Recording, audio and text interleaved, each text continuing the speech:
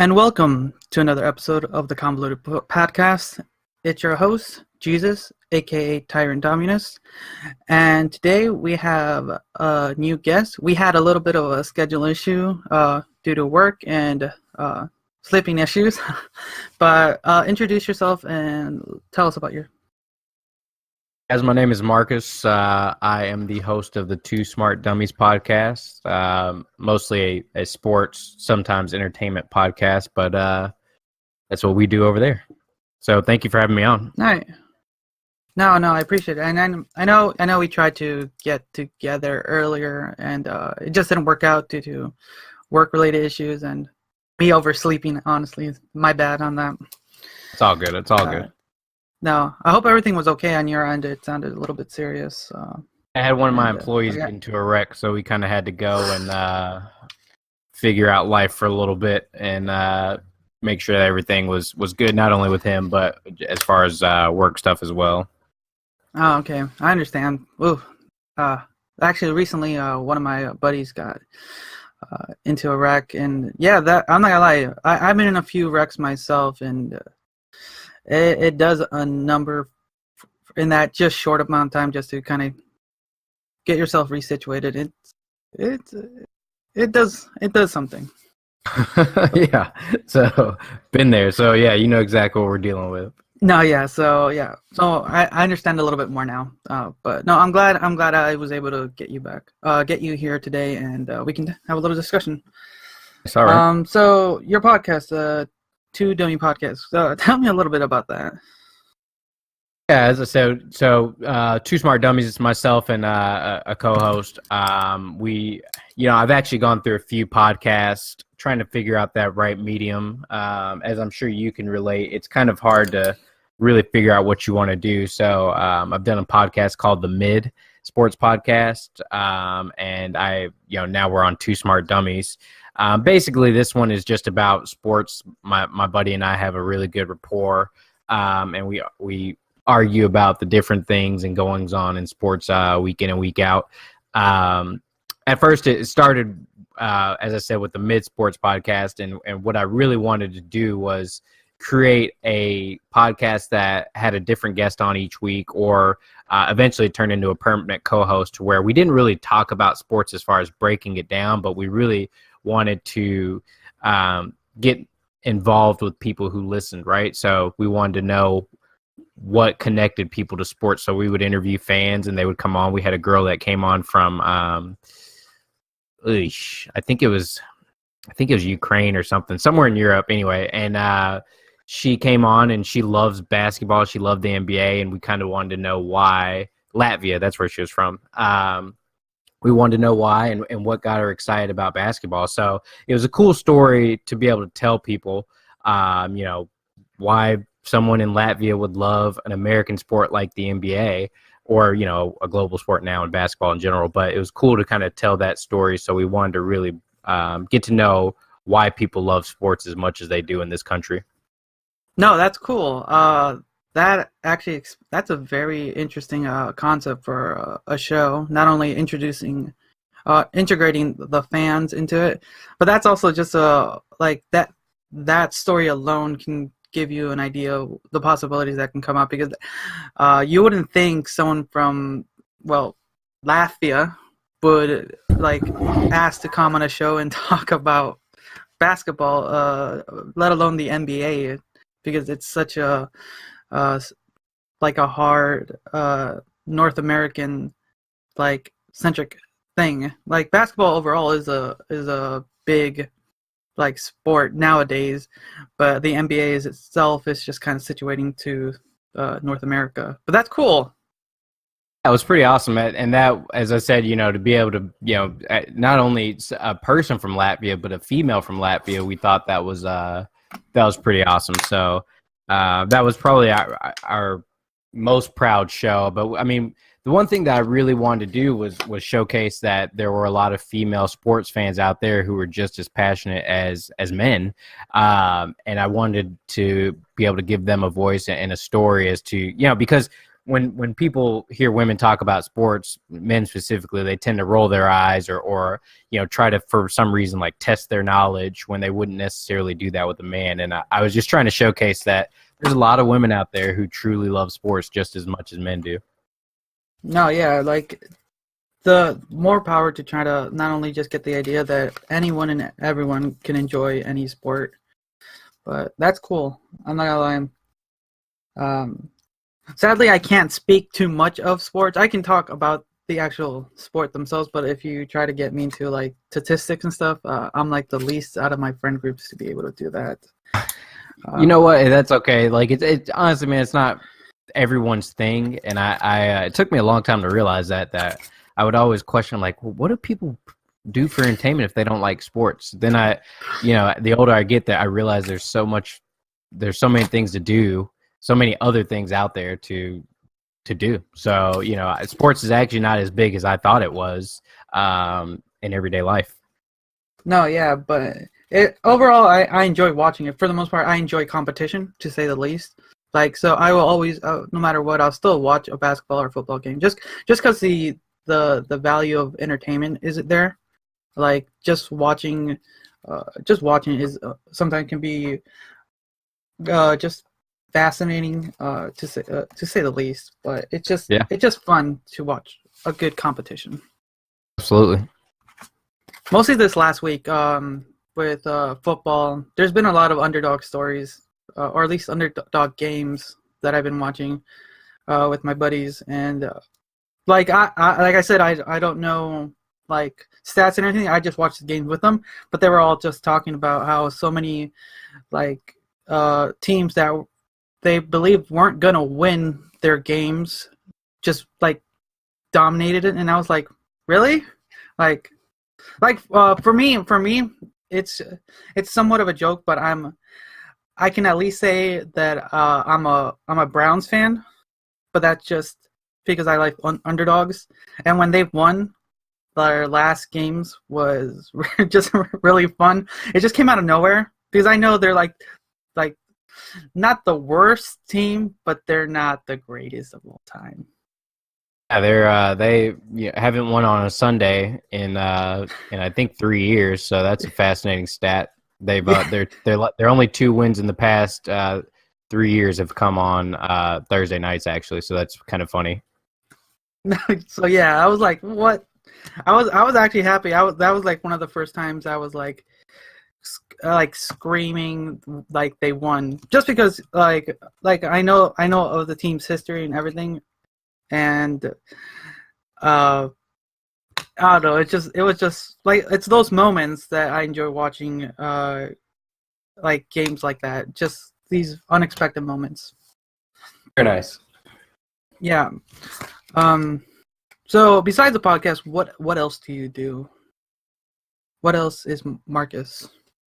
Man, I'm a pretty simple guy, man. I am self-employed freight broker. Well, a little bit more than that, but boils down to a freight broker. But spent years in the IT industry, traveling all around the country and the world, really. And not a lot. I have an old lady, a significant other. We've been together for 6 years, so that's where most of my time and money goes. So, but that's me. I live in Arkansas. So, what part of the country are you located in? Oregon. Oh, nice. I love Oregon. Great spot. Portland's one of my favorite cities. So, nice. Yeah, I had a buddy who was drafted by the Blazers a few, I guess about 10 years ago, and so I got to go up there and help him pick out a house, and that was my first experience with it. Okay. I don't know. As far as Portland is concerned, it's a good city. I think it can be entitled to a lot of large cities.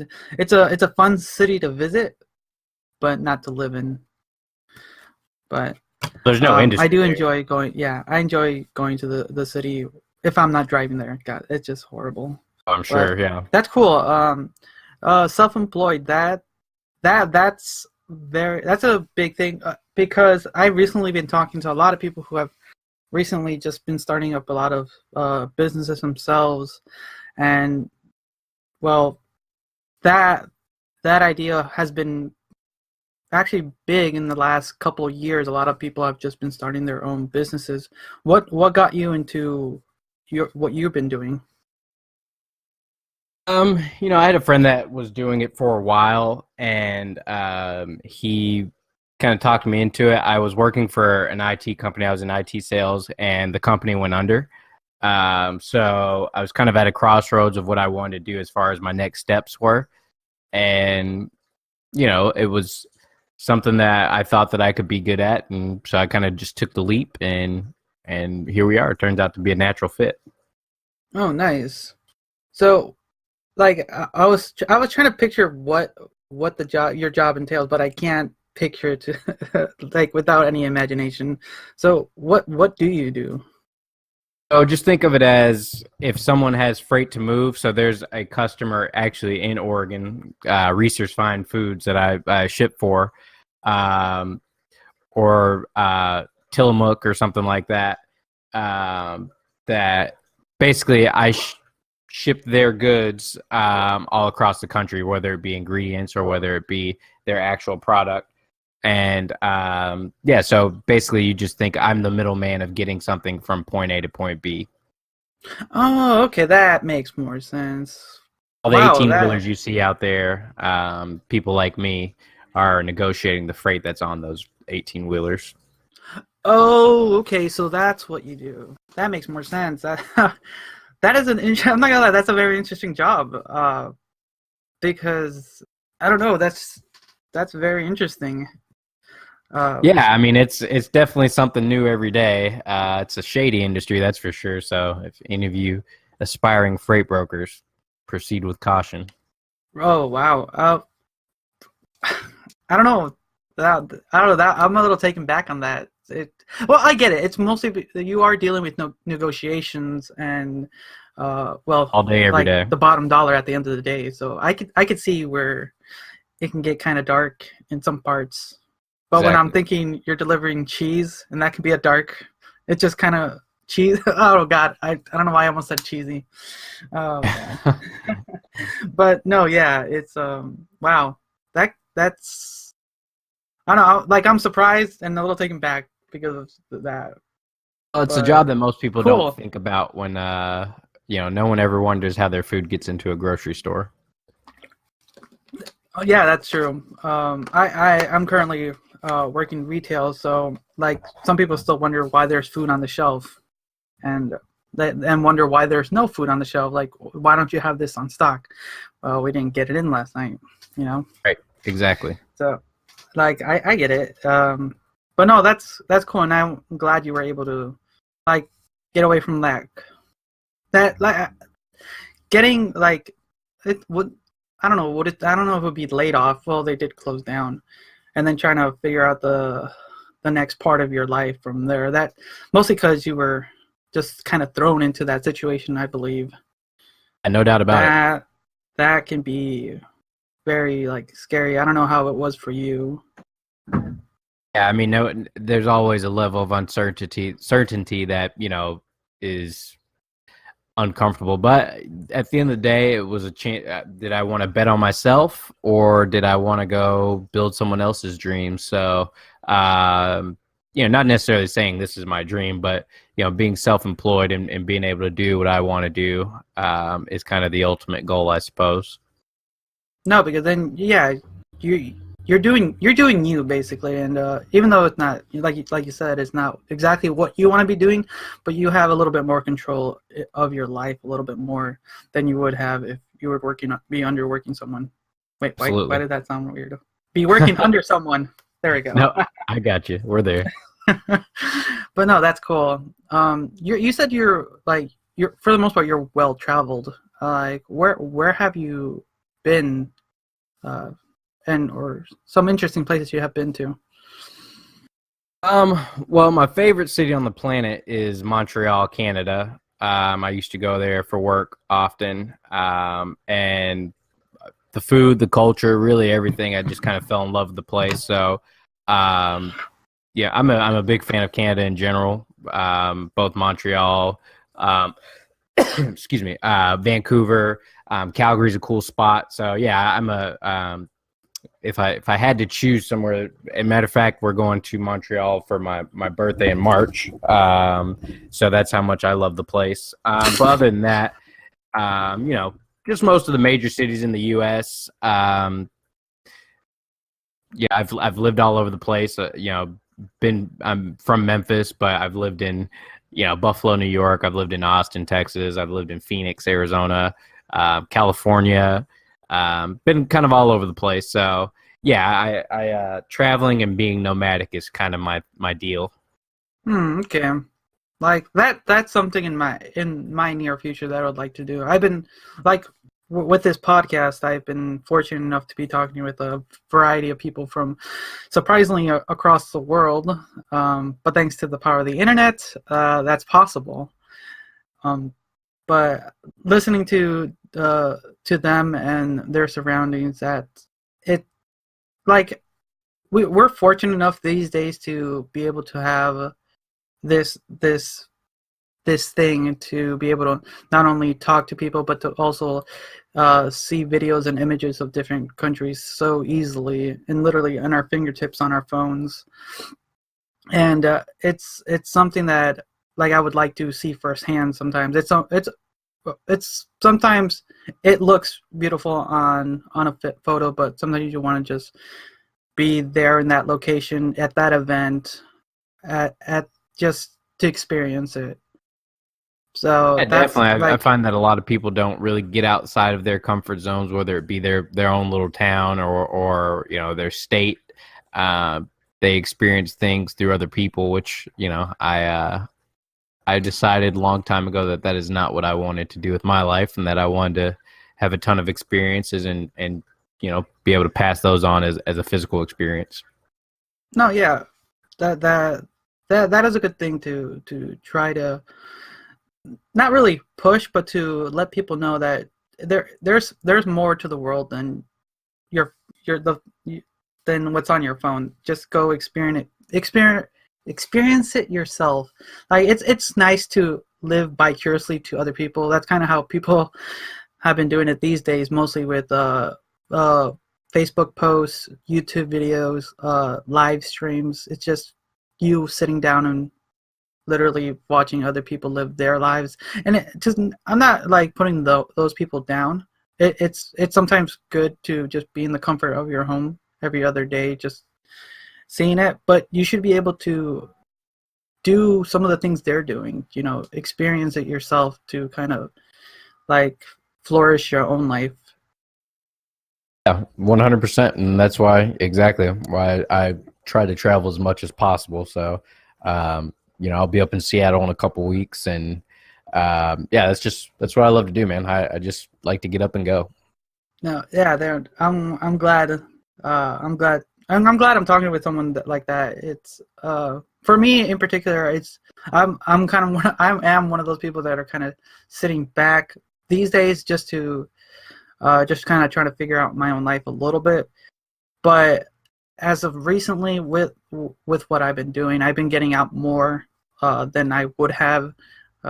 Talking with not just talking with people like yourself, but actually talking with people in my area. I've been talking to a couple of breweries and tap houses to actually talk with them about their industries and their businesses. So that's kind of been getting me out of my comfort zone and kind of getting into what this area is, since I live in kind of the wine country where like everyone's has either wine or draft beer. So like that, honestly, I would never have even thought that I would be talking to people and owners of these places.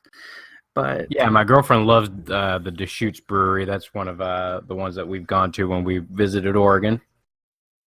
and yeah, which one? Shoots. What was the brewery? Shoots. You guys heard of the fresh squeezed or anything like that? Oh, okay. Yes. Okay, I know what you're talking about. Okay, that one's not that far from me, but I know what you're talking about. But like, Yeah, that's a pretty solid brewery, and they're getting to be pretty big all across the country. Yeah, then I do know which one you're talking about. But yeah, that like it's out of my comfort zone, but I'm pushing myself to try to do something. But yeah, that's cool. I'm glad was able to talk to you like that.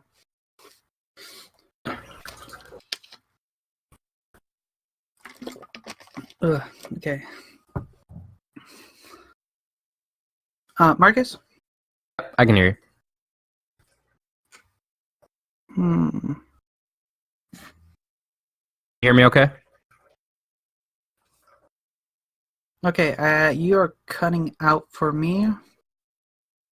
Can't hear me at all? Okay. Okay, try again. Can you hear me? Yes. Okay. Not anymore. I can hear you. Okay. How about now? I can hear you. Can I ask you one question? Are you on a laptop or a mobile? I'm on a desktop. Desktop. That is weird. Normally, like it works. And we've been doing good until recently. Okay. Just say a few words right now. Can you hear me clearly? That is weird. Okay. Try to turn up your volume on my end. Okay. I think it should be good. Yeah, I can hear you pretty well. Okay, there we go. Yeah, I don't know. It was just cutting out a little bit. All right. Well, getting back into it.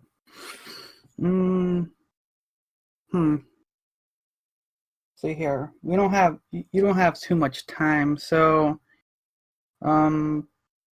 let's we'll kind of cut it short. Like the video I sent you. Since we are the Convoluted Podcast, I'd like our guests to usually share a story of the most strangest, weirdest, most convoluted thing that has ever happened, you have ever encountered, or have ever done in your life. Well, so I was traveling from Arizona to Utah at one point in life, and we were driving. It's about a 12-hour drive from Phoenix to Salt Lake City, and my friend and I decided to actually, I'm sorry, nope, that is wrong story. We were driving from Memphis to Chicago. My friend and I decided, there's four of us, and my friend Rachel and I, we called ourselves the Butterscotch Gang.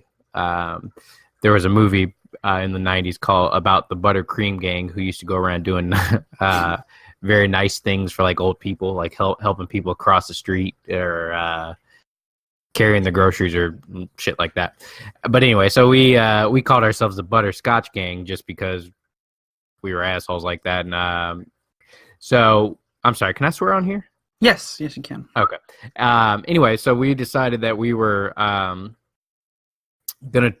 take mushrooms on the drive up to Chicago, and we were in the car with two other guys, and they were brothers, and they were very, and that's brothers, not brothers, two very like Christian, holy,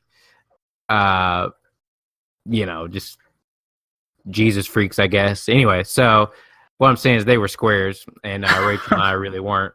And so we decided to do shrooms. Neither one of us had done it before. But they don't really tell you that you should be in a safe place to do shrooms. And we didn't know that. So we just popped them as we were moving. We're flying down the highway. And then all of a sudden, Rachel just lets out this huge scream, which made me also scream, and it freaked out the two dudes in the front that were just couldn't figure out what the hell was going on. And so I start screaming, and it felt like I was falling through the car. I was falling through the floor, and we stopped, and we get out of the car. I take off running. Rachel takes off running in another direction, and the two guys kind of stop and try to hunt us down. We just got to Chicago. Little did I know we were in Boys Town, by the way. But anyway, I ended up getting lost in Chicago. And finally, my buddy Thomas tackles me. And I just remember like slapping his hands away. And he's like, Marques, don't move. And he's like lying on top of me, trying to like rope me in like cattle. And all I remember saying is, okay. And so they dragged me back into the car. It must have seemed like a kidnapping, or at least it did to me. And they finally got Rachel and I rounded up, and we got to the hotel. And these guys were demanding what the hell was going on, and we kind of told them that we were tripping off shrooms, and they were pissed off. But we all had a nice little laugh after that. Turned out to be a great weekend. So. Wow, I was literally on the edge of my seat listening to that. Probably anticlimactic ending there, but no. Well, a possible kidnapping in Chicago, I don't think that's anticlimactic. So to add to that story, just so you know, we're one of the guys that was in the vehicle is gay. And so we didn't ask him any questions. We were like, he was one of my really good friends. We didn't ask any questions. We're just like, yeah, you pick the hotel, we're staying. No problem. No questions asked. But so Rachel and I were also in the car, and I would describe Rachel as maybe asexual. And, I'm heterosexual, and so just a mix of people in the car. But we started looking around, and there was just a ton of gay people everywhere, which is no big deal, whatever. And then we get to this bar. It's called Ray's, Geno's North, and there was these two dudes just at the bar just making out. And so Rachel and I looked at each other. We'd come back down off of our trip, and we were like, what is going on around here? Like, I mean, obviously we have no problem with anyone being gay, but just why is it what's going on? Because you don't see this. We're from the South. And so all of a sudden I was like, Andrew, where are we? And he goes, oh, we're in Chicago in this cool neighborhood. And so I take the description from him, and he claims that he stopped reading. It was like, oh, this quaint little neighborhood, cozy space in the heart of Boys Town. And Rachel and I looked at each other, and we were all like, oh, you didn't read Boys Town? That wasn't what you're gonna. That's not why you booked it here. He goes, no, I really didn't read that far. But yeah, so we ended up having a fantastic time. But we were just so shocked to first come back down from tripping balls to just dudes making out everywhere. That's just something you don't really see. So turned out to be a pretty great time though. No, I'm glad you guys had a great time after such a very interesting introduction. But wow, that must have been wild, just from beginning to end as far as the drive. And damn, I'm not gonna lie. Thank you for sharing that story.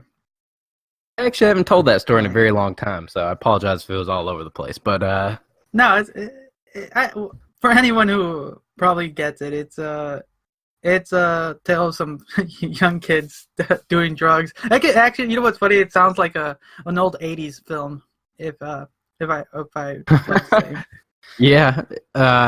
If you ever want to live your life as a movie, we did it for a night. So that's and then to make that trip even weirder on the way home, we ran into some crazy like tornadic weather. Like it was just a pretty insane weekend actually. Now that I'm really thinking about it, but so we had to pull over on the side of the road because a tornado was like a town away, and I mean it was pretty nuts on the way back. So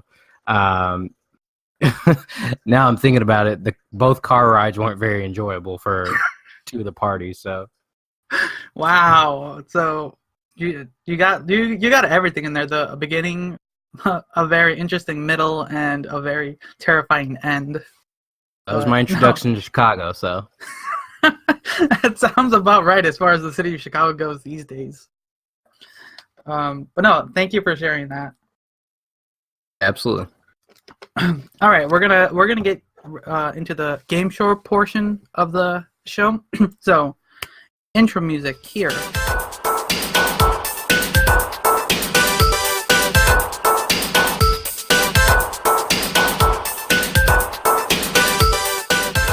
Okay, so the game you chose is Would You Rather.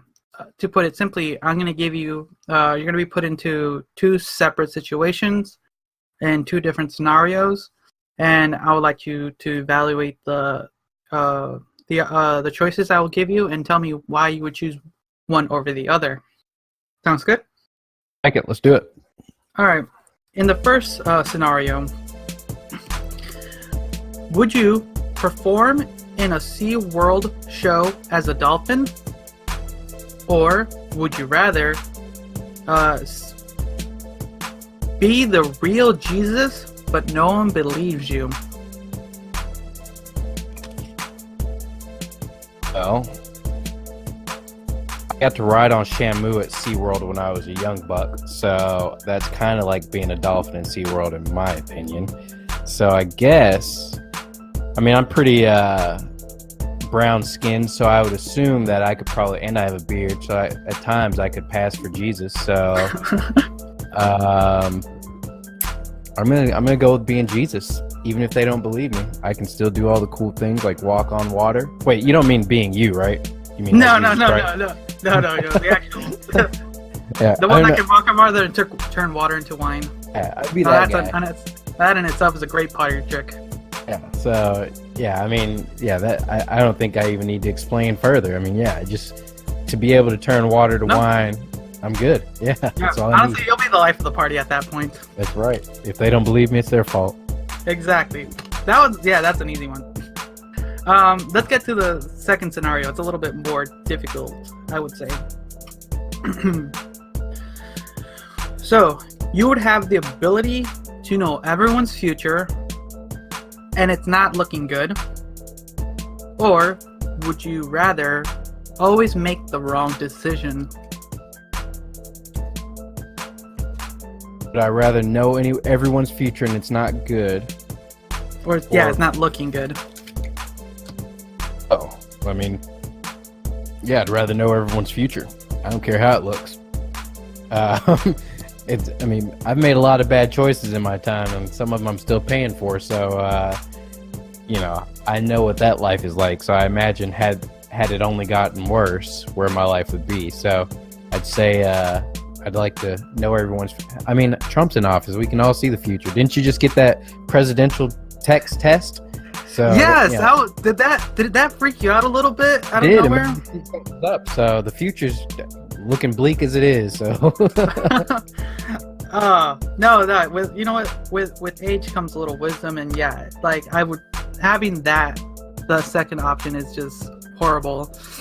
Unless you have a significant other that you had before this decision was implanted in you, and they know you always make the wrong decision, they just do it the opposite from you. But no, there you go. Knowing everyone's demise doesn't sound too bad when you have a better option. But no, thank you for playing the game, and thank you for taking the time to kind of analyze some of these choices. Of course, yeah. I know you're a busy person, so we're ending it here. So go ahead and kind of shout out any of your social medias, any projects and stuff like that.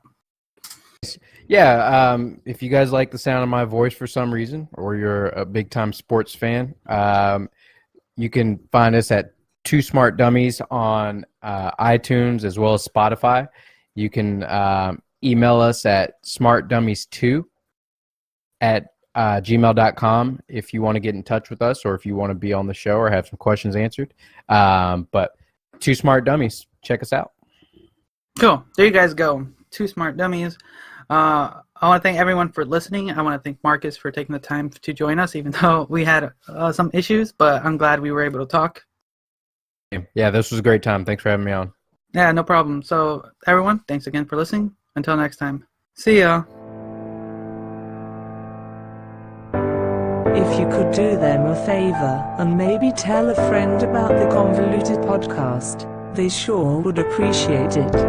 My creator knows I don't. They don't market or advertise the show in any way. They rely entirely on word of mouth.